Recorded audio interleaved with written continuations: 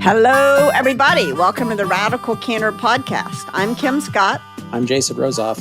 And I'm Amy Sandler. Before we jump in today, if you're new to Radical Candor, hello, welcome, and go listen to our Season 3 mini episode, What is Radical Candor? If you are just getting started, you can get a 6-minute crash course. And if you are ready to jump in, we are going to jump into a topic, Kim, you and I have different perspectives on. This is about gauging feedback. First of all, it's a hard word to spell. So Yes. G-A-U-G-E, there's a lot of U's before A's. It is the A before the U, but it is a hard word. When we talk about gauging feedback, we've talked about this in a bunch of other episodes because it really is such a big part of your Radical Candor framework. Jason, you and I have had a conversation also in Season 3, that was episode 4, specifically on gauging feedback. We'll put that in the show notes. Today, we do want to get a bit more nuanced, and we want to go into more detail about what to do when you are picking up that someone is getting defensive or brushing off your feedback. Because, Kim, this is something we've had some conversations about. I think you and I might respond a little bit differently there. So before we get into that, can you just explain why you feel so strongly about gauging feedback as being such a fundamental part of Radical Candor? Yes. I've said it before, but I'm going to say it many, many more times. Radical candor gets measured not at the speaker's mouth, but at the listener's ear. But how do you know what's going on inside another person's ear? You do not know. And that actually is the most important first step, to recognize that you don't know, you can't predict. People are going to have different reactions to what you say. And so what you want to do is you want to say something. You don't want to go to the outer edge of challenge directly right at first. And you don't want to get creepily personal right off the bat. You want to start in kind of a neutral place. Notice how the other person responds.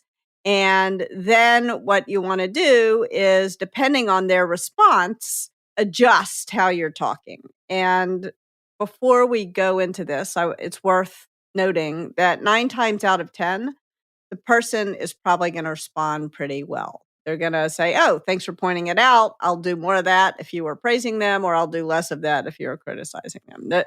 Like literally 9 times out of 10, these conversations are no big thing. 2-minute impromptu conversation, and it really stays at 2 minutes. But I don't want to overpromise. There are going to be times when the person does have a bad reaction. Sometimes they're sad or mad, and that's your cue to move up on care personally. And other times they brush you off, and that's your cue to move out on challenge directly. And that's what we're going to talk about today, is what happens if the person brushes you off. And Amy and I had an interesting conversation, which I think is worth going deeper on. Cool. And just to kind of locate people, especially if you're newer to Radical Candor, Kim, when you're giving these sort of visual gestures, if anyone's watching a video, Kim is moving her hand sort of up and out. So we're really talking about this 2x2 framework, where care personally is the vertical sort of y-axis and challenge directly is the x-axis. And one of the horizontal. Who knows what x and y? I can never remember. Horizontal. Yes. Thank you. So that's on a 2x2. Care personally is vertical. Challenge directly is horizontal. Yeah. And I think that's helpful because one of the beauties of the framework of Radical Candor is that we're doing both caring and challenging. And so we'll often say to use the framework like a compass to guide your conversation to a better place. So that's kind of what you're saying when you're talking about move up on care personally or move out on challenge directly. Jason, do you have anything more on actually just anchoring people into that idea of the framework as a way to sort of locate yourself in a conversation? What came to mind as the two of you were talking was that I think gauging, another word for it is measuring. Like I think that I like gauging because it starts with a G, and get it, give it, gauge it sounds great together. But in case there are some people who are out there and like, what is the action that we're doing? But like we're measuring the impact of our feedback, and then we're choosing how to move. I think this idea of like Radical Candor acting like a compass is one that is not immediately obvious to people because it's so tempting. Like every other communication framework out there is basically a personality test. And so I really love this idea of treating radical candor like a guide. And so many times in workshops, when people have the aha moment, which is like, oh, I can change my behavior in response to how I'm gauging or measuring the feedback of somebody else, and I might get a different result. That aha moment is so powerful. So hopefully we can condense that all down to the next 30 minutes for people, and you get the benefit of a radical candor workshop in the form of a podcast. I love that. I think it is also not only is the aha moment, oh, I can change how the conversation is going depending on how the person responds. It's also like we can let go of this notion that there's a perfect way to say it, and if we say it perfectly, then we can control how the other person responds, because we can't control. We cannot, and not only can we not control how they're going to respond, we also can't predict it. It's even with someone, like even with my kids or my husband, who I know as well as I know anyone, I can't control or predict how they're going to respond to something that I say. Yeah. And something that Jason said recently that really has stuck with me is, at the end of this conversation, does the person feel like I care about them? Like, do they feel like they experienced that I was caring about them in the conversation? And do they feel like they're clear about what the next step is? So we'll often use clarity or being clear as another proxy sometimes for challenging directly. So I think that's another really helpful, like, aha for me that comes out. And then also, just to your point, Kim, you might be saying something to me, and I might experience you as caring, and I might experience you as being clear, and I'm still going to have an emotional reaction about it. It still might be hard for me to hear what you're saying. So it's like all of those things can be true. And part of what we're saying is that, people will often say, just give me the script, tell me what to say. But so often it really is just about being present with the other person and knowing that they're going to have whatever experience they're going to have. So I think that's where we want to go in this conversation. Yeah. And I think another thing to let go of is, like, if I have a conversation with you, or let's say you tell me something, Amy, and I get upset, Mhm. maybe I even start to cry. That does not mean that you failed. Right. Like, it means that you got through to me. And, you know, the fact that I got upset may have nothing to do with the fact that you told me or how you told me. It's just like, I know I screwed up and I feel bad about it and I'm frustrated and I start to cry. And so often when I'm coaching people and we're kind of getting them ready for a conversation that they're going to have, and then they'll call me afterwards and they'll say, "Oh, I failed." They got so, and that doesn't necessarily mean that they failed. It means that the other person was upset, and the success looks like staying present for that emotion.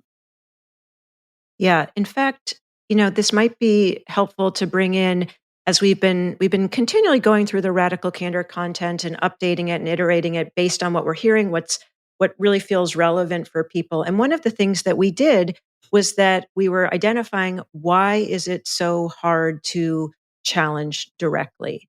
And so this phrase that we have been playing with, Kim, is fear of emotions. We are afraid that if we challenge directly, this other person is going to have an emotional response. So, in many ways, it's exactly what you're saying, which is that I need to say this thing, and this person may have an emotional response, and I'm going to avoid it because I'm afraid of that person's emotional response. And the person might have an emotional response. Like we communicate on an emotional plane and on an intellectual plane at the same time. And part of our job is to remain present for those emotions. If we avoid those emotions, we're just not going to communicate very well. So, I would love, actually, if we can just pause on that and talk a little bit about what practices have each of you done to be able to stay more present with someone else's emotion? Because I think, just to be really explicit, that we do need not only our own self awareness, but also our ability to manage emotions. And so, Jason, what have you done to kind of flex that muscle for yourself so that you're able to be more present if someone else is having an emotional response? I feel like the most important work that I've done there has nothing to do with other people's emotions, and it has everything to do with understanding my own emotions. Uh, I think the reason why it is that human beings, we have mirror neurons. So like when someone has an emotion, like we actually, our bodies respond to that emotion, whether we like it or not. And the reason why it's like the work on my own emotional state and understanding it is helpful is like, uh, it wasn't until I was like 35 years old that I realized that emotions were were not sort of fixed. They're transient things, and they're things that can be observed even while they are happening. Uh, like I went 35 years thinking like emotions were some magical thing that happened inside your body that you had no control over or ability to like fully understand. So but as soon as I started to do that, I started to be able to identify the difference between staying present for somebody else who's having an emotion and becoming caught up in my own emotional response to their emotion. And I think that helped me more than anything, because when I realized like this is really about them and trying to make sure that I'm available to them and trying not to be swept away by my own emotion and instead noticing that emotion. And uh, we've spoken of him before, but Thich Nhat Hanh has a really great way of he calls emotions visitors, and he creates this visualization of, imagine a strong emotion like sadness comes to your house, and instead of rejecting the emotion, you welcome the emotion in. Come into my house, emotion. Yeah. You are a welcome guest. You are a welcome Yeah. It's like visitor. Rumi's guest house. Yes, exactly, Yeah. exactly. And and as soon as I did that, it it created space. It made me more available to stay present for somebody else's emotion, because I think up until that point, I would often be carried away by my own emotional response to other people's reactions. One thing that has helped me often when if I'm going into a conversation and what I'm fearing is that the person will feel sad or mad, and then what I experience is that they brush me off, is the emotion that comes to visit me me in my house at that moment is anger or, you know, sort of despair, one of those two, and those are related emotions.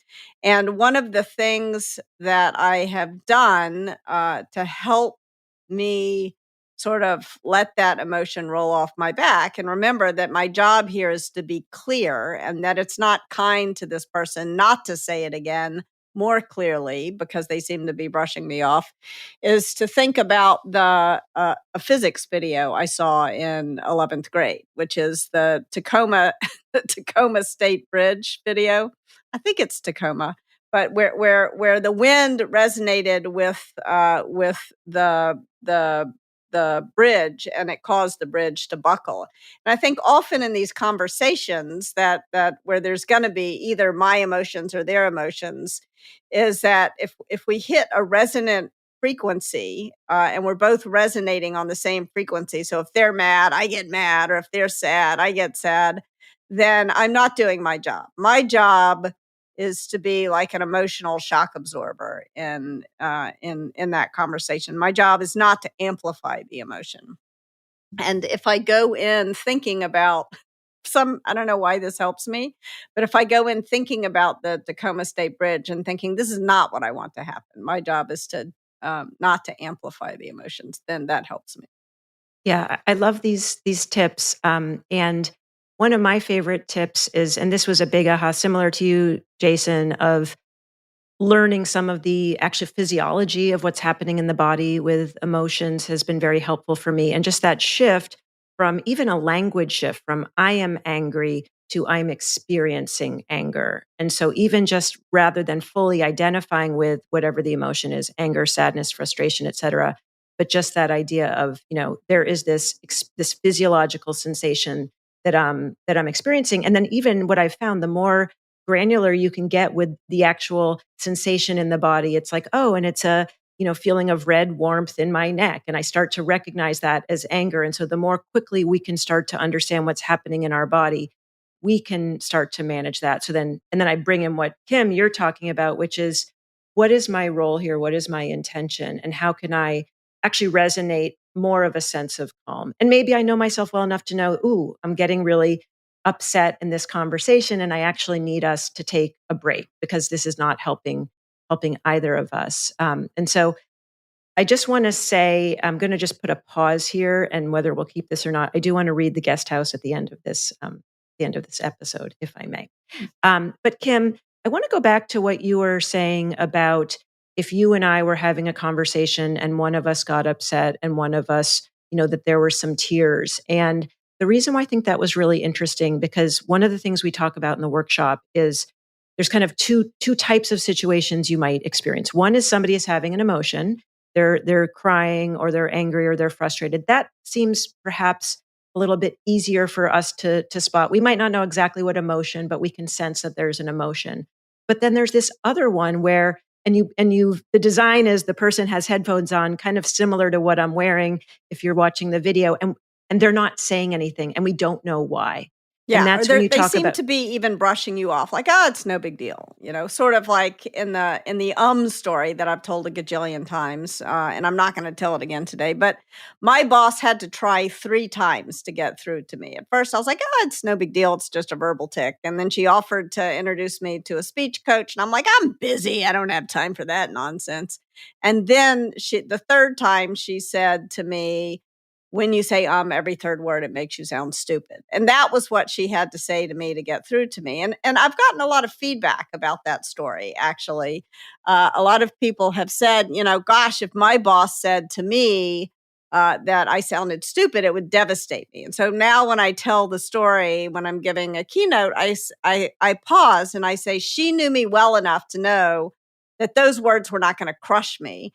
In fact, that was what she had to say to get through to me. And she never would have used those words with other people on her team who were perhaps a better listener than I was. So I think it is that the idea is that if a person is brushing you off or you're not getting any reaction, which often you won't, then you may need to go further out on the challenge directly dimension than you're comfortable going. And this is where, Amy, you and I had a discussion that I think is useful to share with people.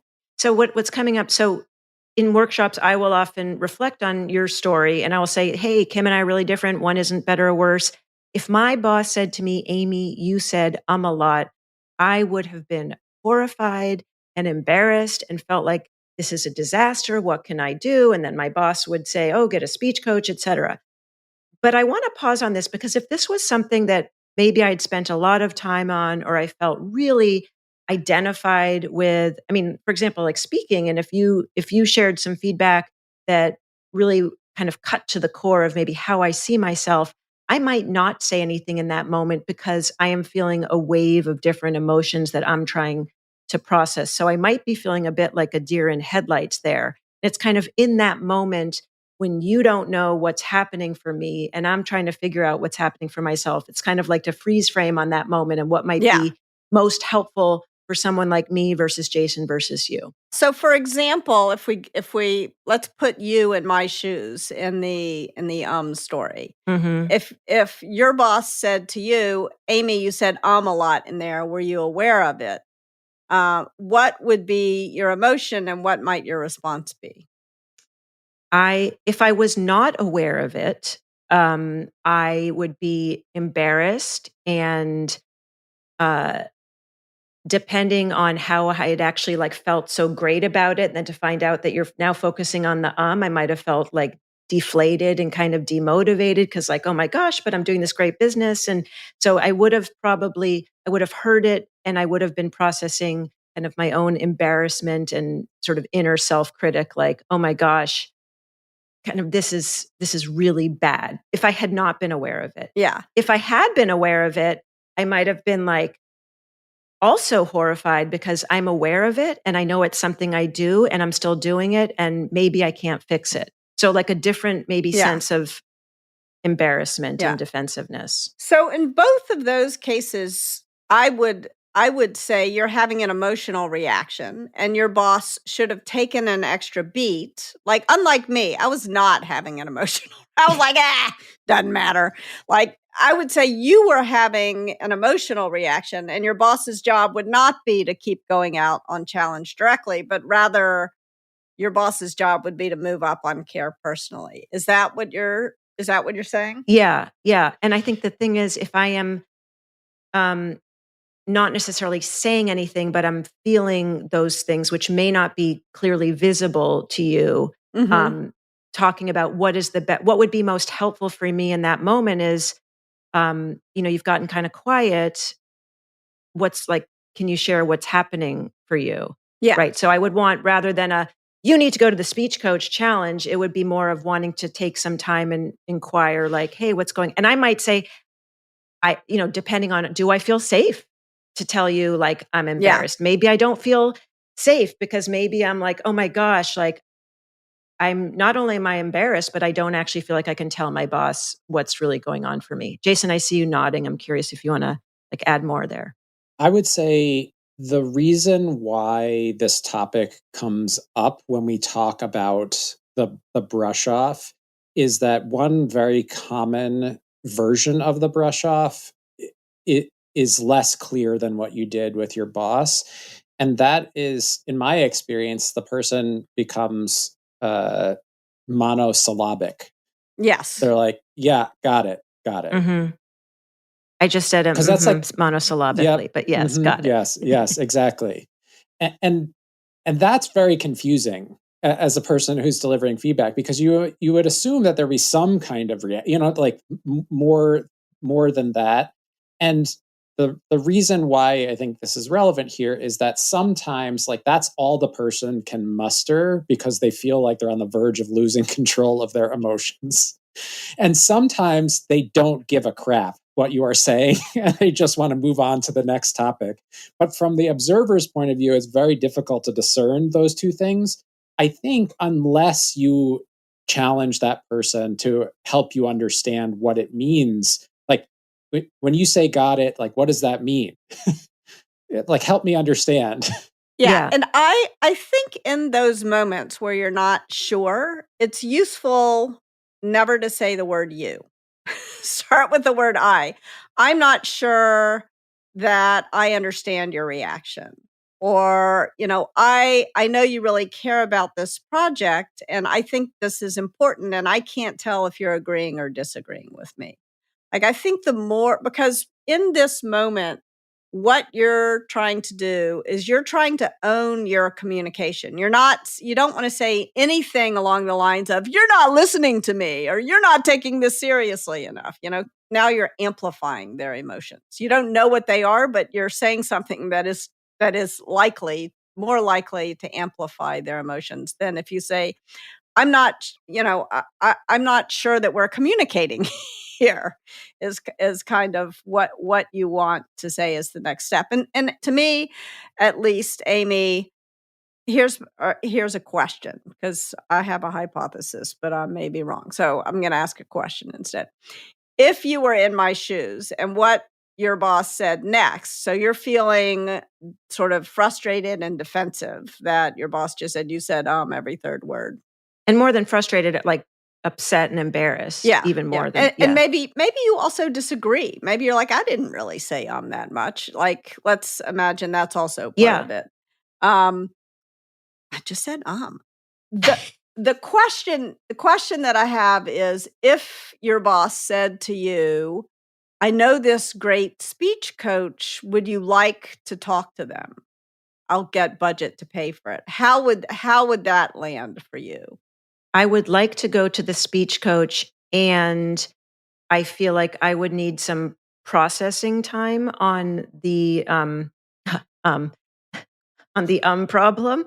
And so it would be in that conversation, like, I have some ideas about how we might be able to like work on this. Like, this is, I think I would want to feel like this idea of like, this person has my back. They're confident I can fix it. Like, hey, I know how hard you are on yourself. You in so many ways can communicate really clearly. And this is something that you can do that's going to be really important for your continued success. And so I've got some ideas about um, how we That's the might be problem able with that story. it really makes now you I just so all I can see are hyper-conscious. Yes. So I've got some ideas about how we can work with you on that.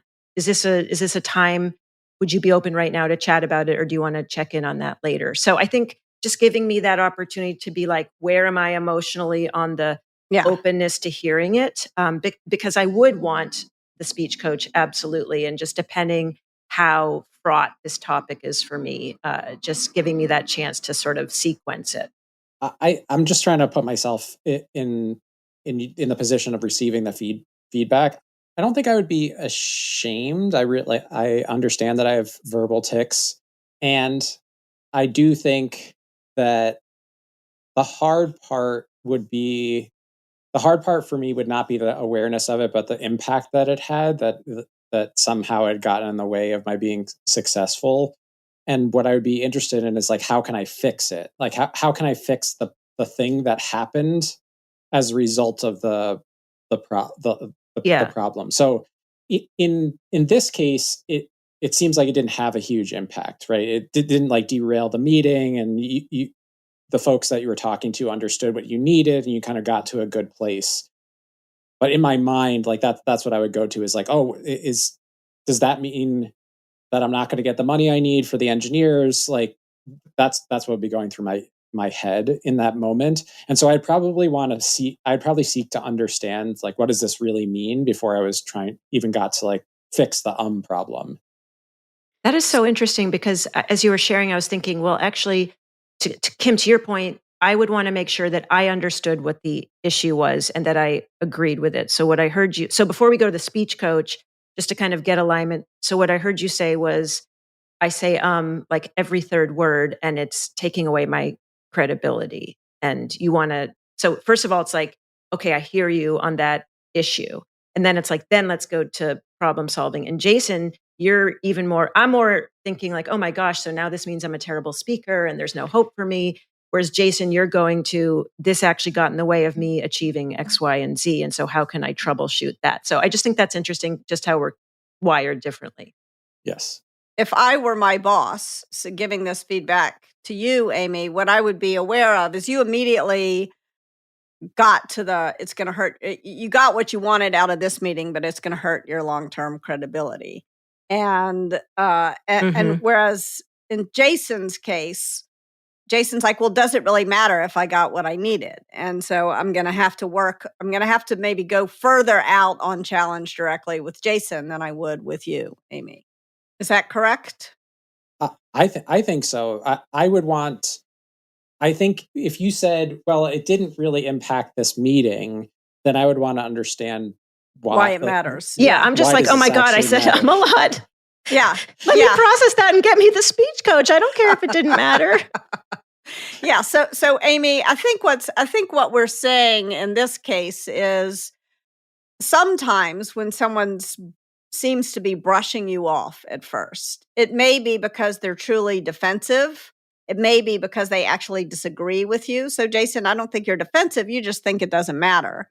And so you're a little bit more like I was. It's like, well, who the hell cares? I got my engineers. I got my marketing budget. Like, done. Check. On to the next. And my boss had to say to me, actually, it does matter. You got what you wanted in the short term, but in the long term, if you don't fix this problem, you're going to lose credibility.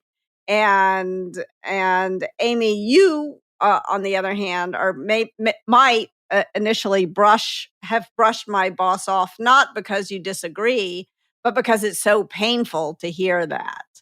And so that's why you don't. If someone appears to be brushing you off, you don't want to go immediately to the outer edge of challenge directly. You want to make sure that you're maybe taking another gentle step out on the challenge directly dimension so that you can understand what's going on. Why is this person brushing you off? Are they brushing you off because they're overconfident, which was my problem? Or are they brushing you off because they are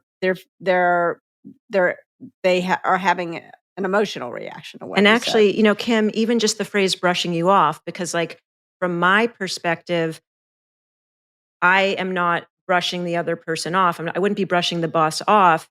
I'm going more to Jason's like monotone, like, okay, not because my intention is to brush you off, but because I'm kind of shut down because I'm processing that and I'm feeling like internally critical. But you're experiencing that going back, like that's where this is so important of this resonance, because how you're receiving the feedback is then giving that. So it's also incumbent on us how to receive things, knowing not to be so hard on ourselves and knowing that that reaction is then going to elicit another reaction for the feedback giver. Okay, so I have Yep. a question. I have an important question. Then we should do some role plays. But I am prone to hear agreement always with me. I'm never prone to. So what I'm hearing, Amy, is that you're like, yes, you're right, Kim. You should keep moving out on challenge directly.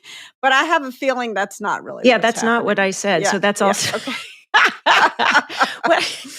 What I was saying was that actually the phrase brushing you off implies that that is my intention, but that is actually not my intention as the person receiving the feedback. What is happening for me is that I am feeling upset, defensive, etc. You are experiencing that reaction as that I'm brushing you off.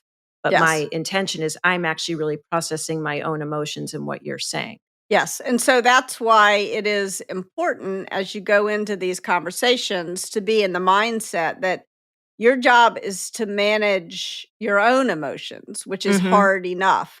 But it's impossible for me as the speaker to manage your emotions in this conversation. And in fact, I'm experiencing you as because you're not giving me a reaction. So it seems like you don't think it's important. Whereas what's really happening is that you're not giving me a reaction because you're feeling, I'm exaggerating now, but you're feeling devastated by what I said. And so I think it's important when you are the feedback giver to be gentle and to make sure that you understand what's going on with the other person, because you might not. 100%. And I think just to bring in the word curious on this, because if there's just that real curiosity, like, hey, and I know you said that you would prefer to sort of own your reaction, but it would be fine for me if you said, hey, Amy, what's going on for you right now? Like, I know how invested you get in these presentations, and I just want to check in and see how this feedback is landing for you. Like that would go over great for me. Yeah. I would try to say it more along the lines of, I'm not sure that what I said landed, and I want to know if it did, rather than because if you said what you just said to me, I would start to get defensive. I'd be like, oh, yeah. So that's so interesting. Yeah. So if I said to you, like the using the word you, if you said, I know you really care, it felt a little patronizing to me. Which is not to say that it was patronizing. That's the thing about this kind of communication, is that it's gonna land differently for everyone, and it doesn't mean that you said anything wrong. It just means that that's how I heard it. That's how I would have heard it if you said that. That is so interesting. Yeah, I would want someone to acknowledge, like, hey, I know how hard you worked on this presentation. I know how invested you are in it, and this saying got in the way of it. And so, how did that land when I shared that with you? Yeah. Really, Jason, where do you land on the patronizing versus care personally side of things? Every person needs something a little bit different. What I'm hearing here is that, Amy, you want to feel as though what the good things that you did were recognized. And Kim, what I'm hearing from you is that you're fine with that as long as it feels like very sincere and specific and helpful. But if it feels like a preamble to something else, then you are going to feel there's a risk that it comes across as patronizing. Yeah. Like if it comes across like I'm customer service, like your call is very important to me, like obviously that's not going to land well. For me, the kindest thing you can do is just cut to the chase. Yes. But without a lot of preamble. But that's not true for everyone. Yeah. I think it is not true for everyone. And what I would say is that cutting to the chase does not necessarily mean I or you won't have an emotional reaction. It's still the nicest thing to do, even if we get upset. Oh yeah, you could tell me, I know you care a lot and you said I'm a lot. I'm still going to have an emotional reaction. That's okay. I think for me, the biggest takeaway with all of this is that people are going to have emotional reactions, and that is okay. Just to try to normalize that. Yep. Yep. I want to, can I give two examples of different emotional reactions I've gotten from folks and like how far should you push out on challenge directly? Sure. Because I think this is another hard question on if the person is brushing you off or maybe they like disagree with you about the feedback, how far is it okay to go? So there was one time where I was managing someone and he tended to say and do things that were offensive to people. And uh, th- what I had given him this feedback several times, and he was getting incredible results, and a lot of people loved working with him, and other people were like, "Oh, whoa, what's going on here?" And I think he was brushing me off, and then he did something that was egregious, like completely egregious. He sent this note out to his team, and that said some really it was almost a fireable offense. It was so bad. And I went into the conversation with him knowing that he was going to brush me off at first and that I was going to keep going out on challenge directly until he really showed me in some way that he understood that if this kind of thing happened again, he would be fired. And so I dread as much as anyone making someone feel sad. I dread as much as anyone making someone angry. Like every instinct I have is about avoiding those emotions. But so I had to really steel myself before I went into this conversation with him. And sure enough, when I finally said it strongly enough, he burst into tears. And then I knew that I had been clear. But I didn't know until he burst into tears that he really understood how serious this was. And I mean, I didn't like walk in saying I'm going to try to make him cry, but when I got the tears, I felt relieved because I knew he heard it. And then I could move way up on care personally. But I had to be willing to keep going until I got that emotional response with him. And I would not do this with everyone, but with him, I knew that was necessary. And so I want to stop there and just get your reaction to that story, and then I'll tell you a different story. Well, I think on that story, Kim, a couple things popping up. One is it feels kind of similar to your sort of story of Yes. it needed to happen in that way for you to hear it. And so my biggest question would be, how did that land for that person? Like if you were to ask them and say, hey, is getting to that emotional place, the tears, like, would you have heard it any other way? Like that would be. I've gone back and asked him, and he said you had to do that. Yeah, So you had to keep going. And we vacation together sometimes. Like we're still very good friends to this day. So it's not like it ruined the relationship, but it was terrible for both of us. Like neither one of us wanted to have that happen. it almost sounds like, I mean, I think to me, the proof is in the pudding with that. It almost sounds a little bit like you will often talk about feedback debt.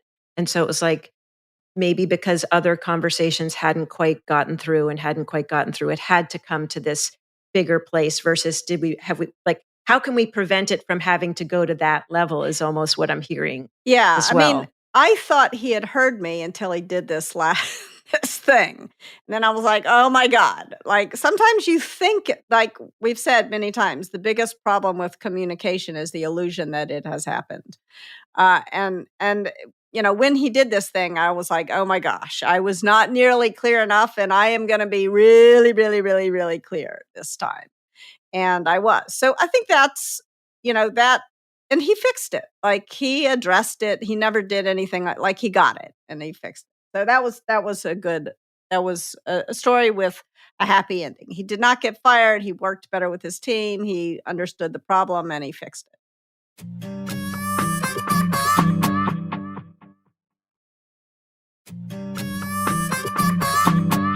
There was another time where I had a guy who was working for me and he wanted to have a lot of process, like very detailed process and structure in the way that we worked, but it was a tiny startup and all the other engineers on the project it was more of a, we're going to, it was more rapid experimentation. And he was driving the other engineers bonkers. They were very frustrated by him, and they had given him the feedback, and I had given him the feedback, and he just kept brushing us all off. He disagreed. He was like, "Well, this is the right way to do things, and this is the way," and he wouldn't adjust for the way the rest of the team wanted to work. And I had tried many, many, many times to talk to him. And finally, I was having a conversation where I was really pushing him hard. And he sort of started shaking and sweating. I just realized I had pushed as hard as I should go. And I should stop. And the right thing was to help him find a role where another team somewhere else needed someone who would put process in place. But like he was the wrong person for that team. And so that's really hard. That's one of the hardest judgment calls any manager has to make is have you pushed hard enough on the challenge directly dimension to convince yourself this is never going to change and it's not going to work out and we actually have to part ways? Or can you keep pushing? And that's a judgment call. I don't have a perfect explanation of how you make that decision. I don't know what you all think.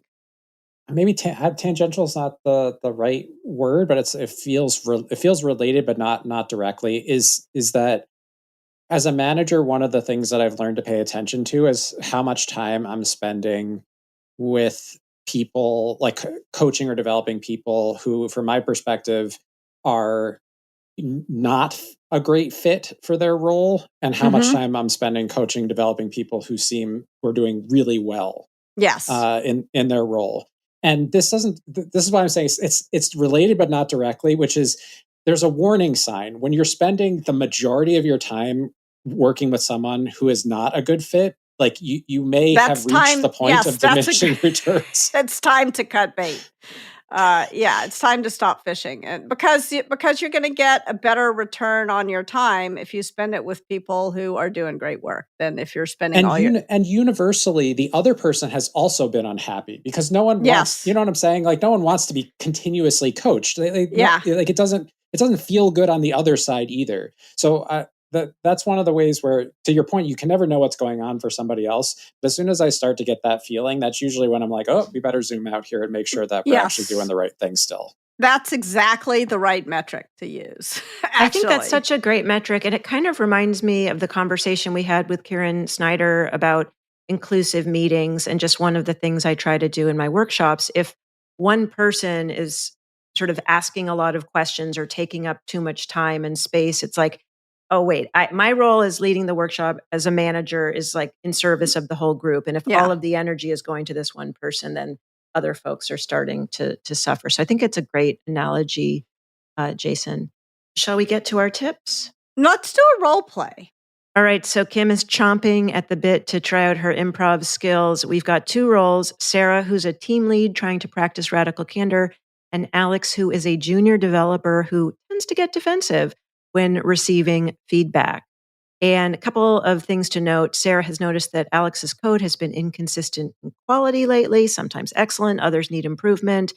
Sarah is inviting Alex for a one-on-one meeting to discuss the recent project. And Sarah's going to give some initial feedback, and Alex is going to respond defensively. So Sarah's going to have to adjust the approach to ensure the feedback is received more effectively and radically candid. Feedback. Can I be Alex? I know. Sure. Okay. What do you think, Jason?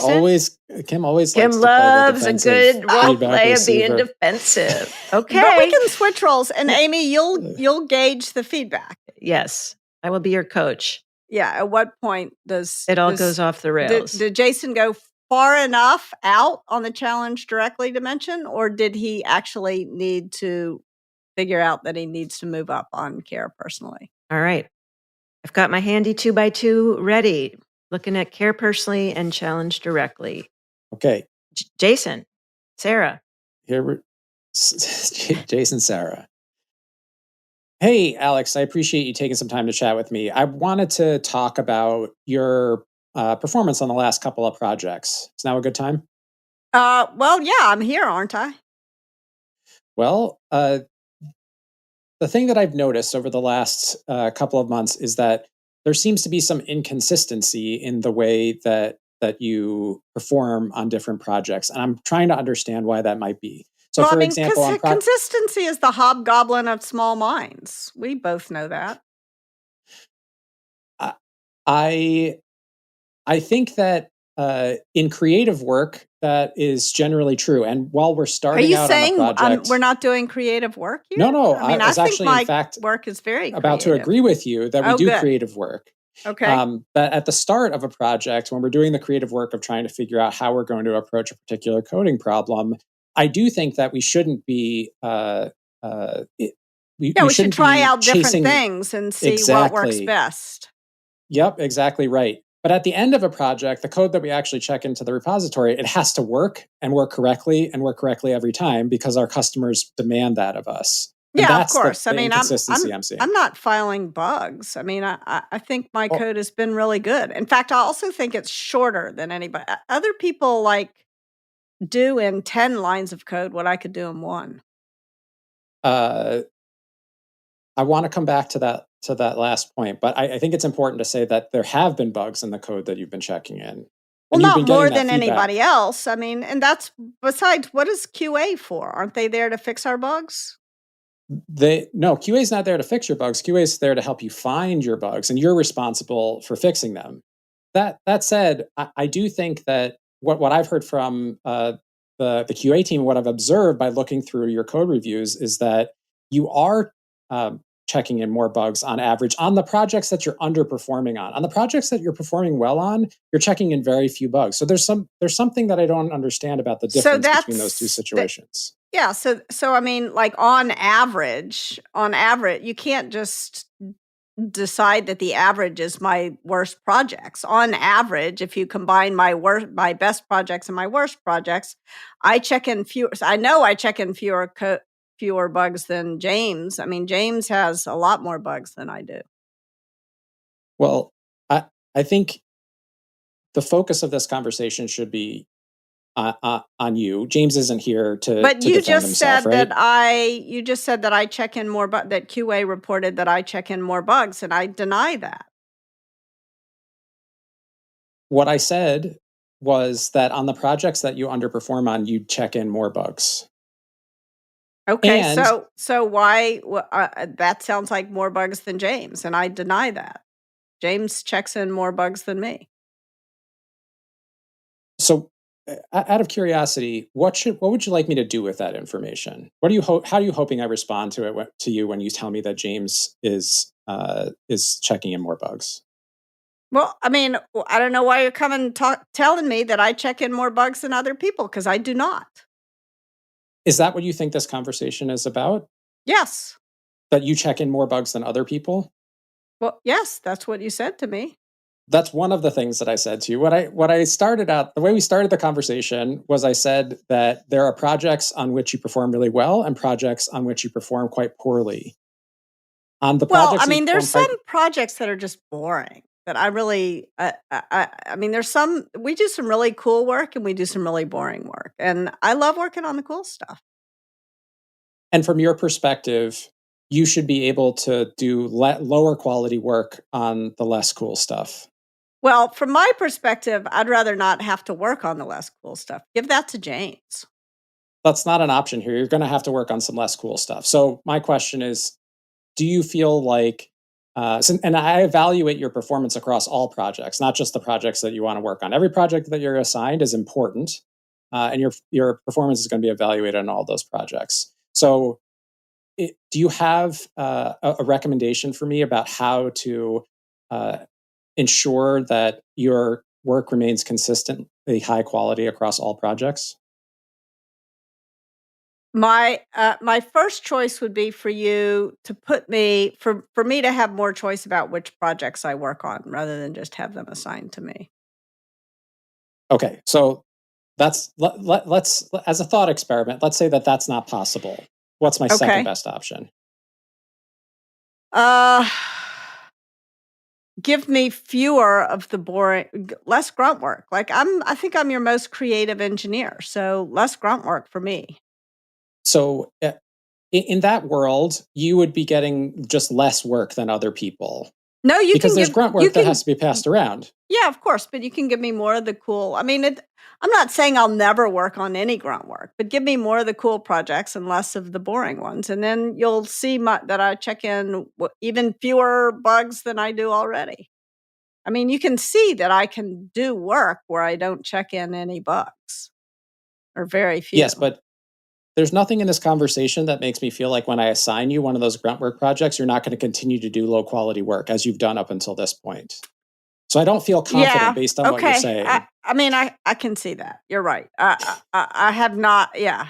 I really, I don't know. I mean, what do you Wait a minute. Did Jason just turn the Kim Scott ship around on this? Because that is like an award-winning presentation. I didn't think it was possible. What I was going to say next is, what do you do? How do you keep your interest on a boring project? Oh, I love that. Yeah. So we can declare victory. Jason, you have been victorious. Can we do another one with the, like, how Amy would react with the, like, oh, you're saying I'm a terrible person and I can never do good work. Like, how do you? Yeah. Why don't Jason, you have the same conversation, but Amy as Alex, and I'll be the gauger. So, Jason, I just want to highlight a few things you did so skillfully. And Kim, you were in the conversation and you really gave him a run for his money.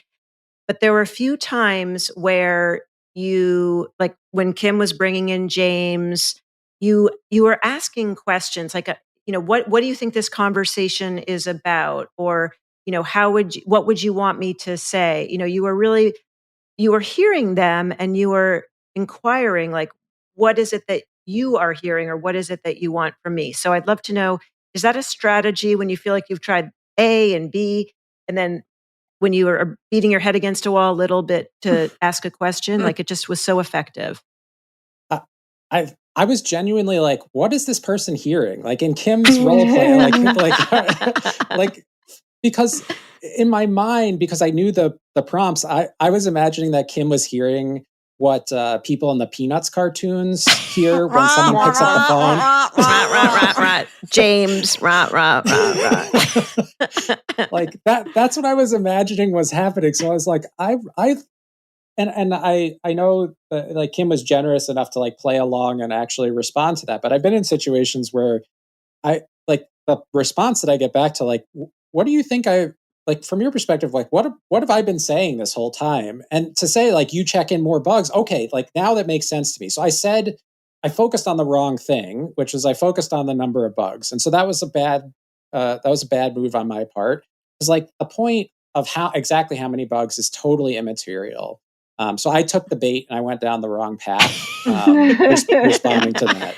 It's hard not to take the bait, though. Yeah, the point was consistent performance across projects. And so that once I got that clue that that's what Alex was hearing in the role play, it helped me think of take a different direction. Really instructive. Okay, so I need to channel my inner perfectionist and start to get emotional. But as soon as you get emotional, he knows what to do. He knows to move up on care personally. All right. So how do you want me to do this one? So I'm going to play director. Here's the director's note. Do my best. Just be monosyllabic. Don't show your emotion. Okay. Just and make it easy for Jason to assume that you're just being defensive. Okay. So my character is monosyllabic, but underneath is a cauldron of self-loathing. Of emotion, yes. Okay. Yeah. Or maybe not self-loathing, but whatever. Well, maybe self-loathing. Whatever. We'll see what's in that cauldron. Okay. Yes. See what hornet's nest you can stir up there, Jason. Sarah Jason begins again. Hey, Alex, I appreciate you taking the time to have this one-on-one with me. One of the things I wanted to talk about was your performance on the last few projects that we've worked on. All right. So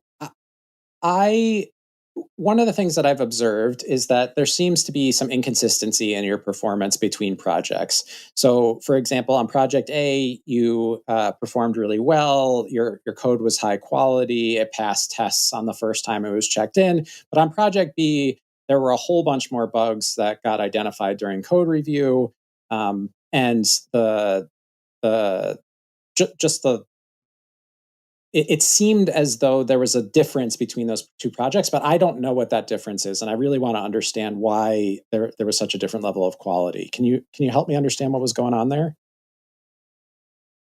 I mean, just different projects, different results. From your perspective, is there anything that could be done differently to get a different outcome? Let's say on project B, where you didn't perform as well. Was there anything that we could have done differently or was there anything that you could have done differently to get a different outcome? I don't think so.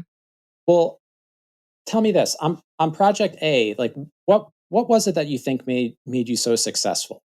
I mean, I just do what I do. Like, it's hard. I can't really separate one from the other. I mean, you're my boss. Like, I just don't know what you're asking of me. Well, what I'd love to have happen is that every single project goes the way that project A did. And what I don't know is what the difference is, because you're the same from project to project, and from my perspective the projects are similar, but the results are really different. And that's what I'm trying to understand. Yeah, I honestly, I don't know. You strike me as a genuinely curious person, though. Like you're creative in the way that you code, and so I'm struggling to understand your reaction to this conversation. Can you tell me like what's going on for you? Yeah, I honestly don't know why they're different. And like, that's upsetting. Like, I would like they all were great, but I don't know why one is better than the other. So it's upsetting to me that I don't know the answer to your question. Well, here's the thing. I feel The like I'm reason doing the same thing. I can work with that because you have demonstrated your ability to do great work, and that's exactly why we're having this conversation, because you are capable of great work, and we want to get you to doing great work on every single project. So is there something that I could do to help you figure out what the difference is? Like, how can I support you in thinking through the differences between these projects? What could I do Yeah, to help you figure it out? that would be great because I feel like I give you something at the end, but I don't know all those steps. So if you could check in with me maybe at the beginning of a effective project so we could then compare it to one of the harder ones so that I could sort of see what you think is working well because it's just hard. I can't really assess myself. So I just feel like I'm kind of all alone doing this and that would be really helpful. So I'm going to how about a concrete recommendation? Well, I'd like to try to do what we call a blameless retrospective for two projects. I want to take one of the really successful projects and one of the less successful projects. And I want to walk through it together with you. And I just want to try to, the best that we can remember, to try to catalog what were the things that contributed to the success of the successful project? What were the things that got in the way in the successful project? And do the same thing for the less successful projects, because my guess is that there were some things that worked well in those less successful projects and some things that really got in the way or hampered you. I want to succeed, so that would be great. Okay. I don't like the word blameless. Like maybe it's like we get rid of the word blame, even though it's less, it's still blame. Inquisitive retribution. It's not. I mean, not retribution. That talk about a Freudian slip. Sorry, it wasn't. I was referring to like a particular methodology, but I hear you on the word on the word blame. Yeah, this is what they call it, but we can call it just a retrospective. How about that? Jasona's little project. No, sorry, I'm channeling another role play. All right, I'm going to declare victory. So, Jason, I think that you showed an awful lot of patience, and you got to the point where you understood that the reason that Amy wasn't hearing you is that it was upsetting, and so you moved up on care personally when you got to that point. And I think the turning point came when you started asking for feedback on what you could do differently, and I think that is often when you get defensiveness from someone, you get it because they actually have some feedback from you for you, and you haven't solicited feedback often enough. Mm-hmm. And so I think if there's one takeaway, I think we should add that to the key takeaways. I think that's exactly right, because I was trying to channel someone who, as I was getting into the character, what was coming up for me was it was actually hard for them to analyze the difference between from their Yes. perspective. Yeah. And so it's like, Isn't that your job, Jason? You're not doing your job. and so it's Sarah. like, I'm just doing it's like, I actually need more Yeah. help from you. And then it turned into like, I'm turning all this stuff in at the end and I don't know what the difference is. Yeah. So that, Kim, I think that call out is super helpful. That was what was happening in my brain, was like, if this person had been checking in more frequently, I could have shared that with them. Exactly. All right. I think we're ready for the checklist. We are so ready. Mm-hmm. Now it's time for our radical candor checklist. Tips you can use to start putting a radical candor into practice. Tip number 1, solicit feedback on your feedback. So after you give feedback, check in with the recipient and ask them, share their thoughts on how what you said was received. So questions like, how did that land for you? Or how could I have been more clear? Can open up a dialogue and give you a better understanding of their perspective. Tip number 2, minimize misunderstandings by ensuring that your feedback is clear, it's specific, and it's delivered with real compassion. If the other person seems defensive, acknowledge the emotion and offer to discuss it further, reinforcing your intentions to help rather than only to criticize. You're not there just to say you're wrong, you're there to help them get it right. Remember, the goal is to foster an open dialogue where feedback can lead to growth and improvement for both parties involved. And tip number 3, remember that the goal of radical candor is to create an environment where feedback is seen as an opportunity, not just a source of criticism. So not just what needs to be fixed, but what would be better. By handling each situation with care and understanding, you can help alleviate feelings of shame or blame that might be coming up for people and foster a more open and productive dialogue.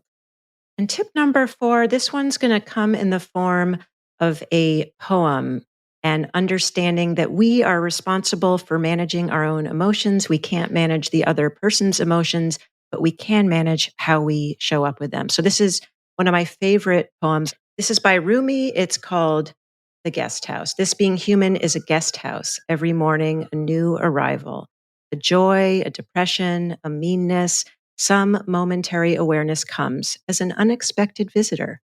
Welcome and entertain them all, even if they're a crowd of sorrows who violently sweep your house empty of its furniture. Still, treat each guest honorably. He may be clearing you out for some new delight. The dark thought, the shame, the malice, meet them at the door laughing and invite them in. Be grateful for whoever comes, because each has been sent as a guide from beyond. Now, I first heard this poem 20 years ago when I was at a yoga retreat, and I thought, why on earth would I want to welcome a joy, a depression, a meanness? But I have found that that is where the magic can happen if we're open to it and to meeting the other person's emotions with a sense of gratitude that they were willing to be human with us. And also one's own emotion, right? It's not the other person's emotion you're welcoming. It's also your own, extending a little agency and grace to yourself as well as to the other person. So I thought I was clear about that, but yes, let me be super clear. It's about first welcoming our own emotions. How could I have been more clear? How could I have been more clear, Kim, that I was referring first to greeting our own emotions as a guest house?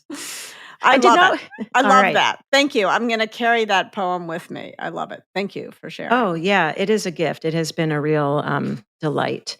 For more tips, check out our YouTube channel, where you can not only listen to this podcast, but also watch dozens of other Radical Candor videos. To read the show notes for this episode, head to radicalcandor.com/podcast. Praise in public and criticize in private. If you like what you hear, please rate and review us and follow us wherever you happen to listen to podcasts. Subscribe. If you have criticism for us, email it to podcast@radicalcandor.com. We read every single one and we appreciate them. Bye for now. In the spirit of praise in public, I want to offer some praise to you all. I was at a conference recently and somebody came up to me and they said, I listen to your podcast. I love your podcast. They said, I kind of like you on the podcast, Kim, but your team, I really love your team. So there you go. Thank you all. Well, thank you for sharing. Thanks for listening. Bye for now. The Radical Candor podcast is based on the book Radical Candor, Be a Kick-Ass Boss Without Losing Your Humanity by Kim Scott. Episodes are written and produced by Brandy Neal with script editing by me, Amy Sandler. The show features Radical Candor co-founders Kim Scott and Jason Rosoff and is hosted by me, still Amy Sandler. Nick Carissimi is our audio engineer. The Radical Candor podcast theme music was composed by Cliff Goldmacher. Follow us on LinkedIn, Radical Candor the company, and visit us at radicalcandor.com.